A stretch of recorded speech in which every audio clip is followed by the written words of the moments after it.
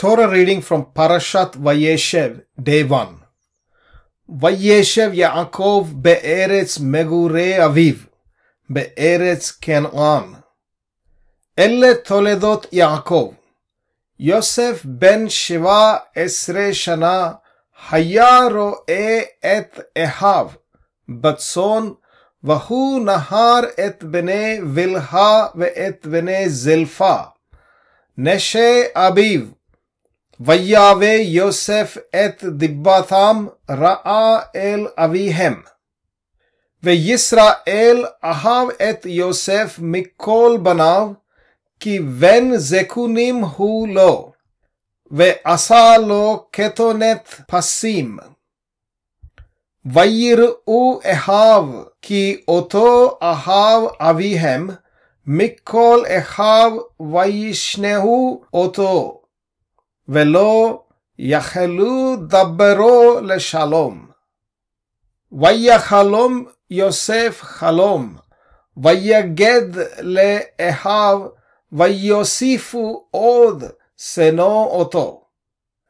ויאמר אליהם, שמעו נא החלום הזה אשר חלמתי.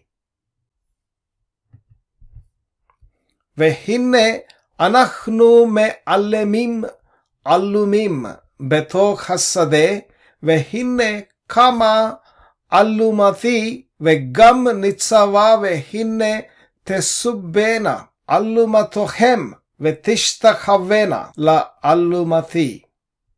ויאמרו לו אחיו, המלוך תמלוך עלינו, אם משול תמשול בנו. ויוסיפו עוד שנוא אותו על חלומותיו ועל דבריו. ויחלום עוד חלום אחר, ויספר אותו לאחיו. ויאמר, הנה חלמתי חלום עוד, והנה השמש והירח ו11 כוכבים משתחווים לי.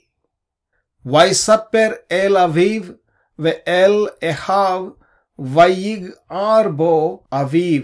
ויאמר לו, מה החלום הזה אשר חלמת? הבוא נבוא אני ואימך ואחיך להשתחוות לך ארצה. ויקנאו בו אחיו, ואביו שמר את הדבר.